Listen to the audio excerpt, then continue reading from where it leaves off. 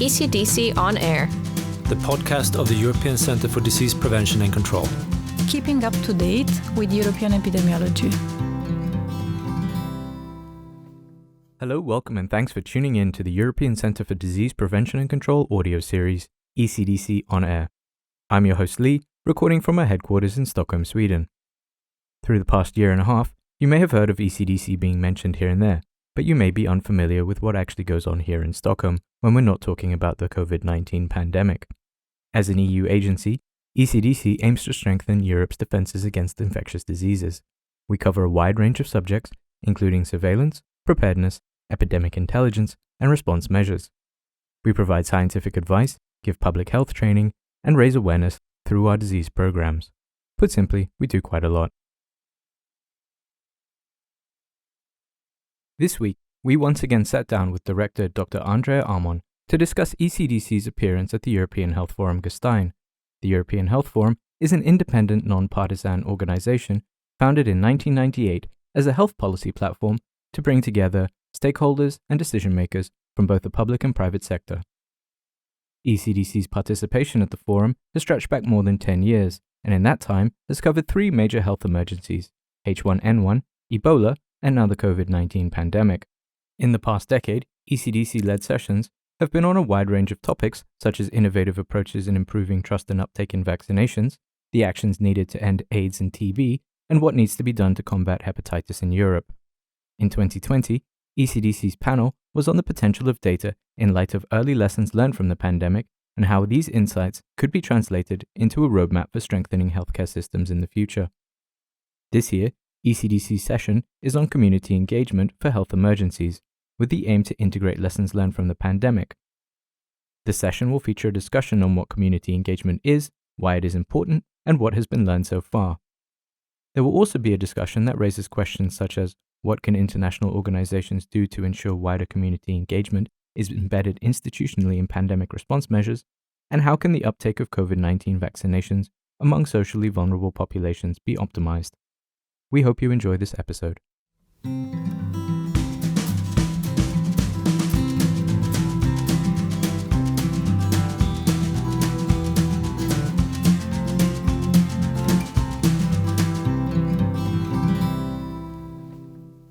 We're sitting down again with ECDC Director Dr Andrea Ammon. Dr. Ammon, thank you again for joining us for a second time. Welcome back. Happy to be here. So today we're going to be talking about ECDC's attendance at the European Health Forum Gastein. ECDC has been attending European Health Forum Gastein for more than a decade now. How many sessions have you participated in? With this year, it's my 7th participation. So I can say I have participated in most of the Gastein seminars that ECDC has organized. Fantastic. And which ones have stood out to you? I have to say they were all special in their way, because each year at the beginning of the year we think about what is the topic that we believe we should bring our messages across to the audience in Gastein. And in that sense, we have really selected carefully the speakers. We had a good success. We had always full house, very interesting, not only factually interesting speakers, but also engaging speakers, and a good exchange with the audience. So all of them were really, in my view, very successful. Do you find that the sessions, now that they're online, do you feel that there are some things being missed out on as opposed to in-person conferences? I mean, with the online sessions, what you can achieve is you bring the content across and you have a limited exchange via the chat. But the conference, like Gastein, lives in the dialogue, after the meeting. And that is, of course, what makes the online a bit inferior. So I'm really looking forward to having the face-to-face meetings in Gastein again. Excellent. Something to look forward to possibly next year, perhaps. But this year, ECDC's session is on community engagement for health emergencies. So can you briefly explain to us what is community engagement and why is it important? Well, community engagement is basically the understanding that the community is a partner in the effort to prevent and control diseases, infectious diseases in our case. So we also have the understanding that the community is not one whole. It has subgroups. And in order to be successful getting the public health messages across to these communities, win their trust and cooperation, you have to address them specifically. So that is what we mean with community engagement. Basically, it means also that you cannot start community engagement during a crisis. You have to do this on a long-term basis and start before a crisis in order to be able to use it during a crisis. Okay, well, I'm glad you mentioned that there are different kinds of communities, but what are some examples of the kinds of communities we're talking about? Well, there is, for instance, I think for us here in Europe, the pandemic is a very good example because we have here the example of this pandemic fatigue. That is a clear signal, the demonstrations that we have seen against the measures that were established. For me, this is a signal that we haven't managed to get across to the community, to the population at large, that this is important, that messages are followed, that their participation and contribution is crucial for the control of the pandemic. When we compare, for instance, in March, April last year, when the first lockdowns were imposed, the agreement in the population was very high, but that diminished over time. And I think for me, this is a signal we didn't manage to keep the dialogue, to get the importance of their contribution across. Now, there are, of course, parts of the population, communities that are very difficult to reach for health services in general, and even more so in a crisis. And here, these populations also have to be addressed specifically. Okay, and how does that look like? What does that look like from ECDC's perspective? Now, the point is that the actual interaction with these communities has to be done by the countries, by the health authorities in the countries, and sometimes not even at the national, but at the local level. So what we can do is basically give guidance, establish the practices, and also facilitate for the countries the exchange between the countries in order so that they can learn from each other, that they see what works in another context, not that it is transferable one-to-one necessarily, but that they see, okay, there's a good idea that I can translate to my situation. Okay, well, you talked about guidance there. So can you tell me what we have specifically learned throughout the pandemic in dealing with different communities? I think what we have learned is that, when we talk about vulnerable populations, there are populations in the context now of the pandemic, for instance, that are medically vulnerable and others that are socially vulnerable. And then there are different groupings here. For instance, when we talk about the social vulnerable groups, there are ethnic minorities, there could be migrant population, irregular migrants, people that experience homelessness, people with disabilities, and some of them have more than one of these vulnerabilities. So these people were really hit and affected very hard by the pandemic in terms of that they didn't have access to the health system, that they had experienced a higher rate of infection, of hospitalization, of death, and also of stigmatizing. And so that for them, the impact of this pandemic was much harder than for the rest of the population. Well, now that we are talking about these vulnerable populations or other populations in general, how have conversations about better community engagement been improved over the course of the pandemic?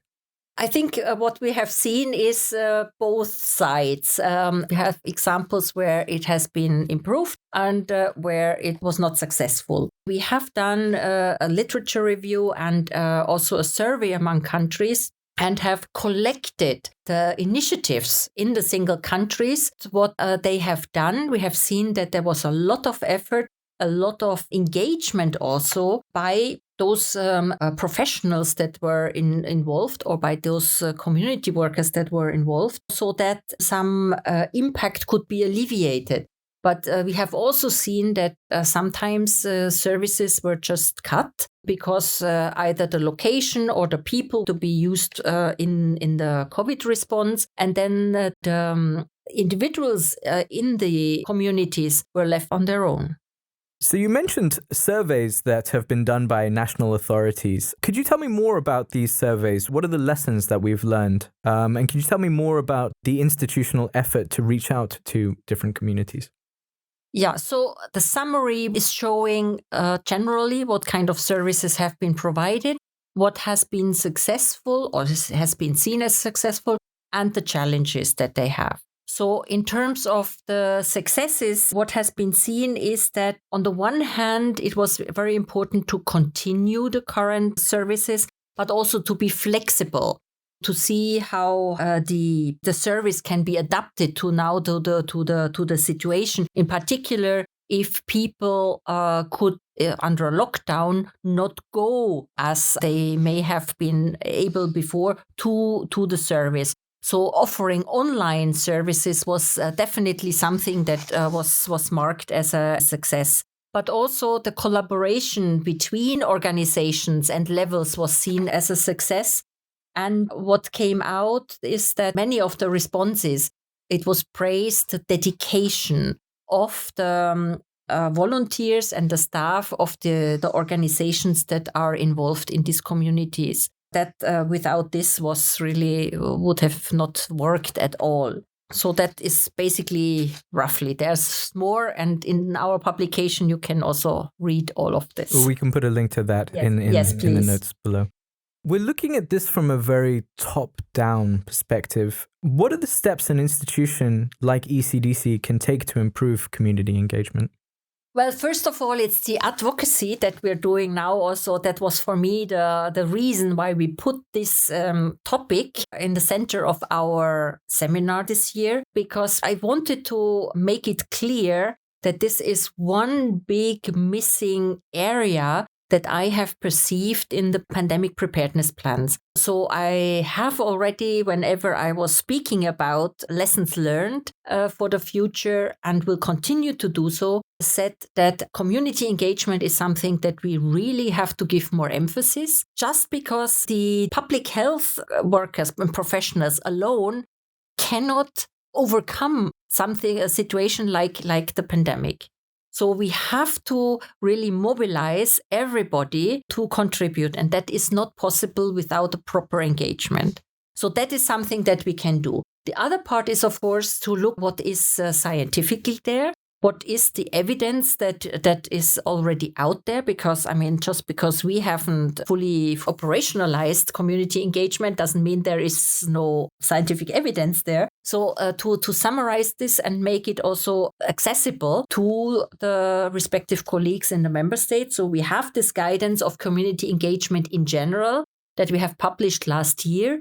Actually, it came out in February last year, but it was based on something completely nothing to do with the pandemic, with outbreaks, very different outbreaks, and the experiences in 4 different countries that came out of these outbreak investigations and did the follow-up on this. That was summarized there. So it's very clear that community engagement is something that is not only valid and useful and necessary in case of a pandemic, but it's necessary for each outbreak that has actually an effect in the community. And then we have, of course, also looked at specific populations, vulnerable populations, underserved populations, because they may need specific approaches. And there are also, there's evidence what works and what doesn't work. And that is something that we can also summarize and give out as an example.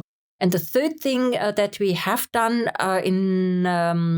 actually it was this year, for vaccine hesitancy, a specific area where engagement is necessary, is that we facilitate the exchange of experience among the colleagues in the countries. Do you have any concerns that the positive changes that have come about as a result of the pandemic would be rolled back, or do you think they're here to stay? Well, I think they will not stay by themselves, because it's an investment, it takes resources, and I think it will still require an effort in advocacy and awareness raising to make sure that the respective resources are there.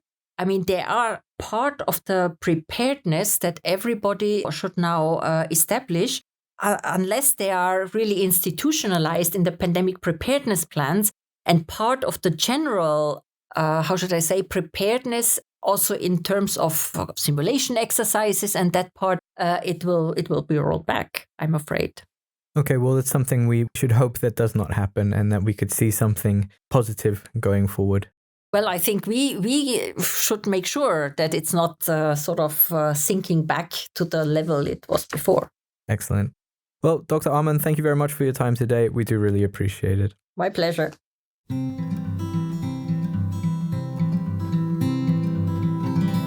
The Ecdc session at the European Health Forum Gastein on community engagement for health emergencies was moderated by Nick Fahey, senior researcher at Oxford University, with scene setting by John Kinsman, behavioral scientist at Ecdc. Speakers at the session were Michael Marmot, Professor of Epidemiology and Public Health at University College London, Reem Musa, Humanitarian Advisor on Forced Migration from MSF, Freek Spinnevine, Director FIANSA, the European NGO working on homelessness and housing exclusion, Inge Neven, Preventative Medicine and COVID Crisis Manager for the Brussels Government, Christiania Oprea, Head of the HIV Department at Victor Babes Clinical Hospital for Infectious and Tropical Diseases, and Dr. Andrea Ammon, Director of the European Centre for Disease Prevention and Control.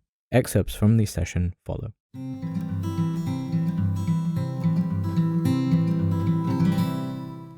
My name is Nick Fahey. I'm a senior researcher at the University of Oxford and expert advisor to the European Observatory on Health Policies and Systems.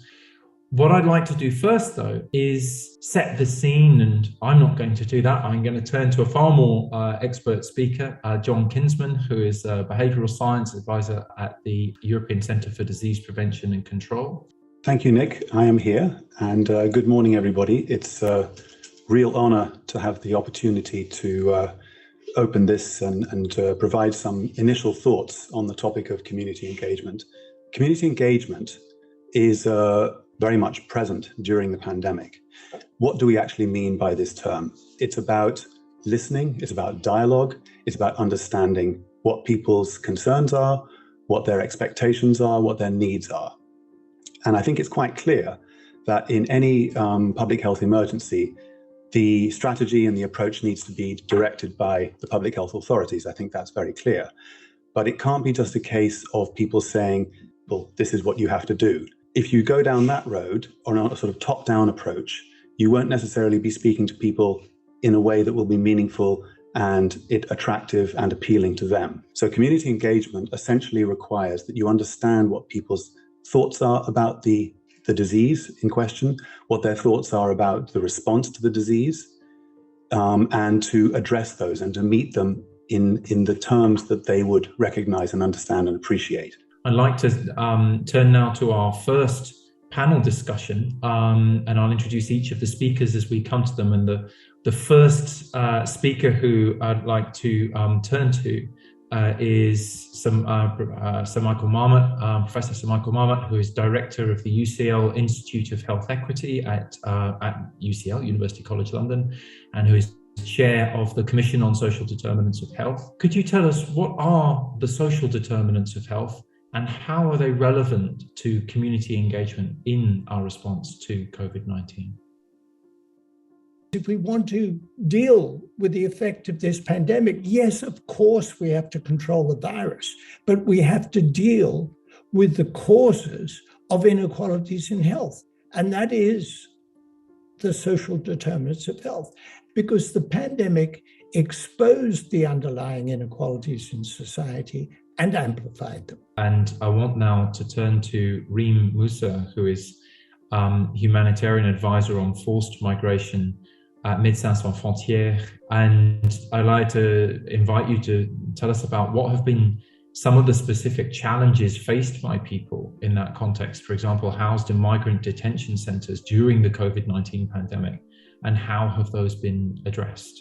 Thank you so much, and thank you to John and Michael already for highlighting a lot of the, I think, working with communities, and then especially when working with vulnerable and excluded communities, I think we've all seen the similar patterns, similar issues over the pandemic.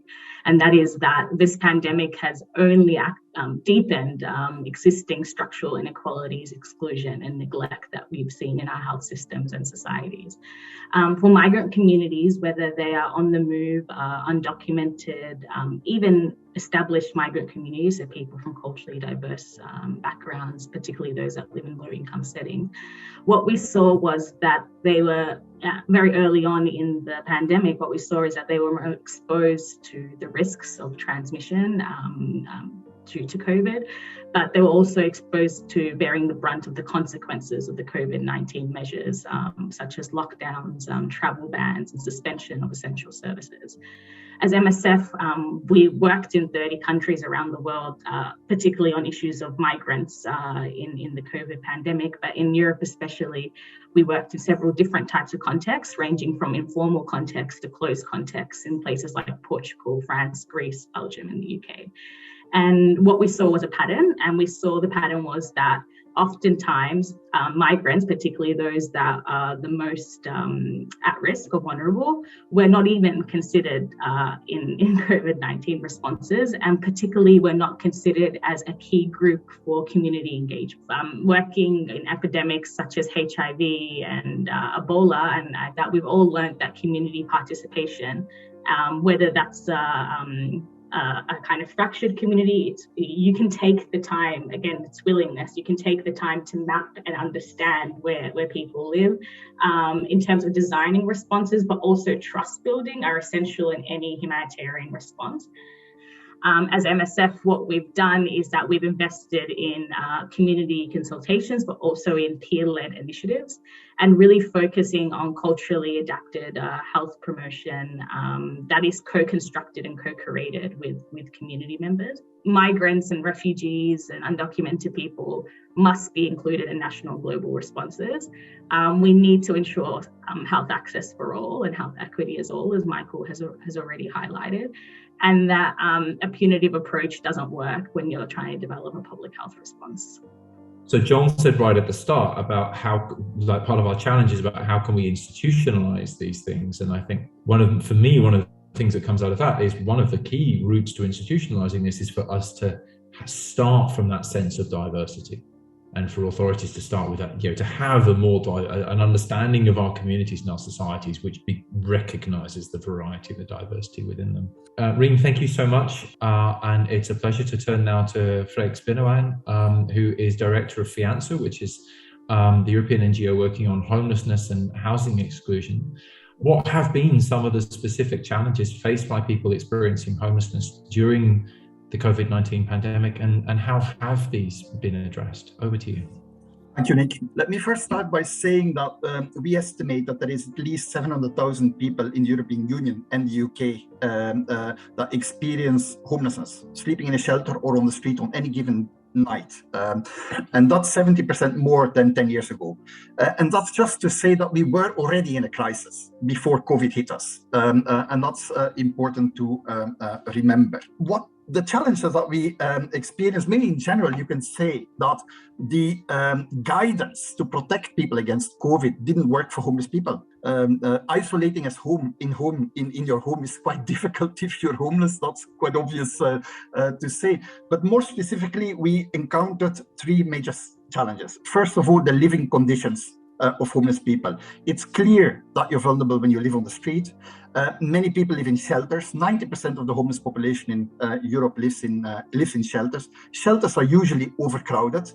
There's collective spaces, so they can be places where infections are easy. Night-only shelters, for instance, throw people back onto the streets every morning, and they come back in the night in a different bed. So you can understand that that is challenging in COVID times. The second challenge is the underlying health conditions. Most homeless people are sick, have poor health, poor physical health, poor mental health, addiction problems, etc. Just to give you a jaw-dropping statistic, we know that the average age of death for chronic homeless people that move between the shelter and the street, is less than 50 years old.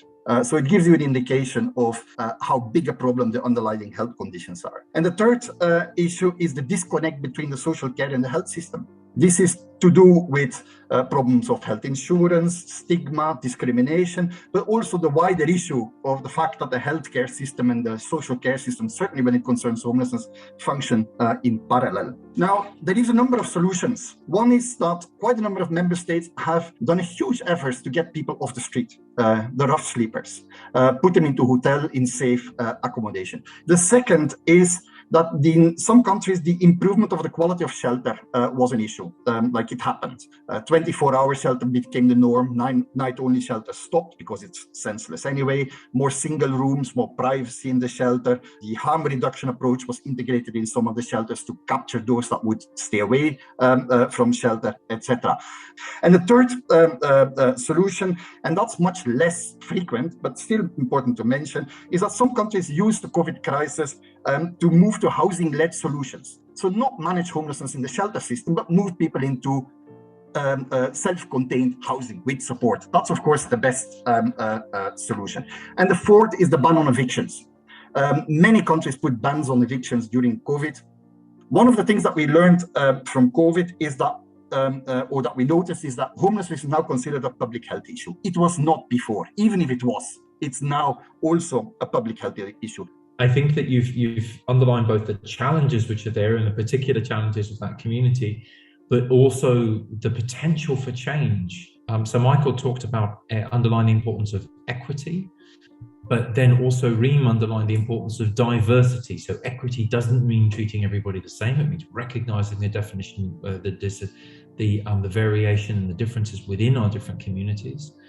John talked about the importance of trust and respect, and underlining it, Freek talked about the importance of action. I'm going to turn first to Inge, if I may, who is Preventive Medicine and COVID Crisis Manager for the Brussels government. We had some fascinating messages from the first session. How do you think can the uptake of COVID-19 vaccinations among socially vulnerable populations be optimized? And how can authorities such as the Brussels government work best with civil society and with other actors in order to address this? What would you say from your perspective from within Brussels, Inge? So we are actually the second biggest cosmopolitan city in the world after Dubai. So with 170 nationalities and more than 100 languages that are spoken. And also with a poor northern part, like a little bit as Manchester, like was told, with about 31% of the people in the Brussels area that are living below the at-risk of poverty level. So that's really a lot. It's 1 on 3.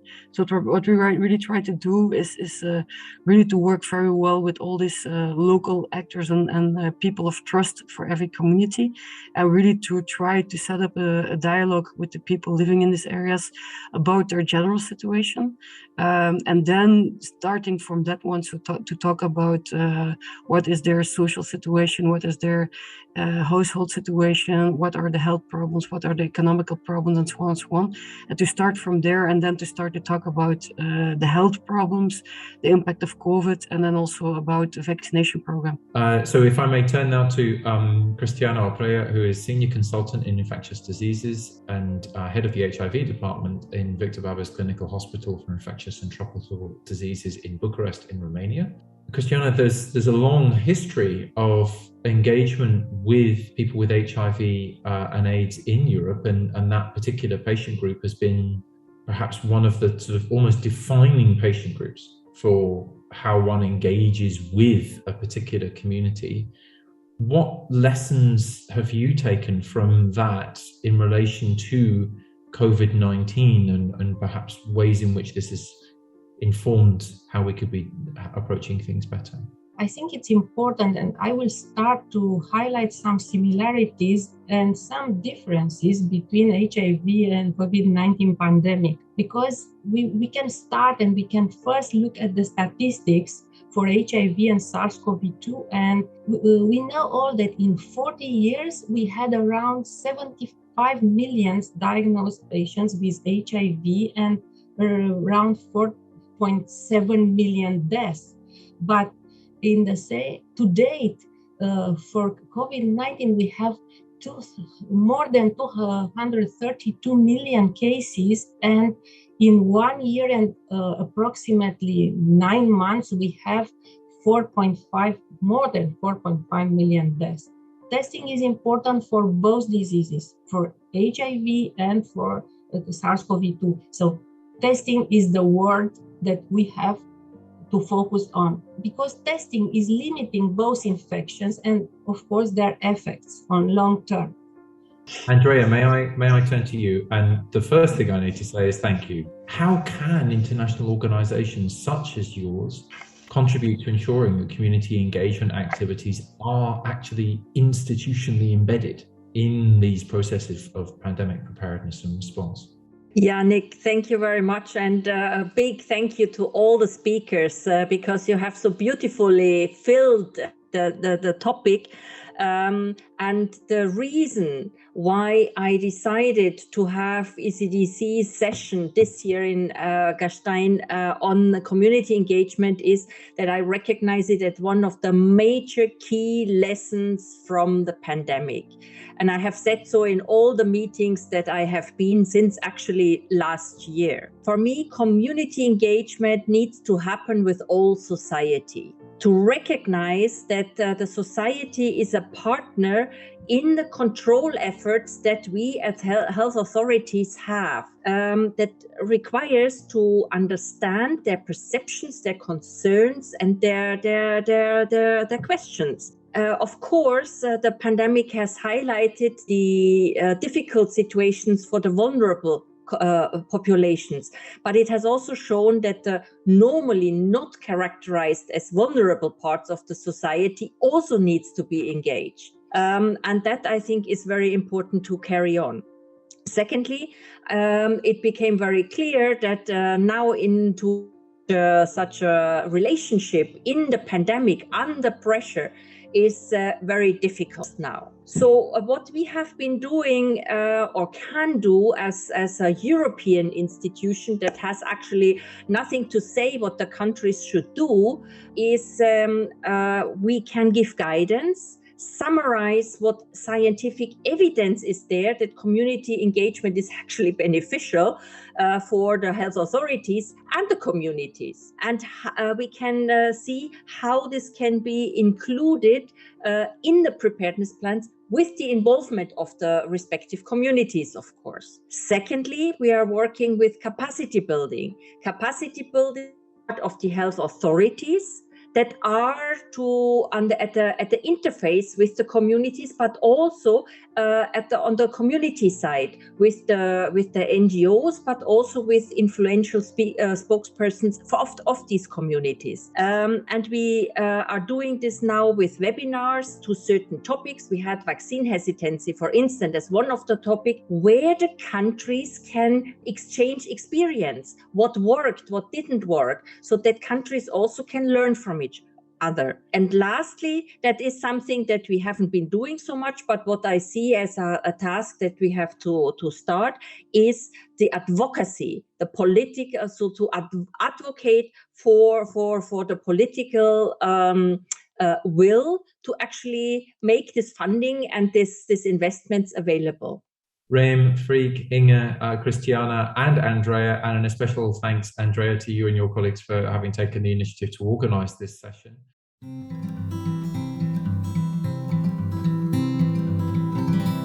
We hope you enjoyed this episode based on the ECDC session at the European Health Forum Gastein.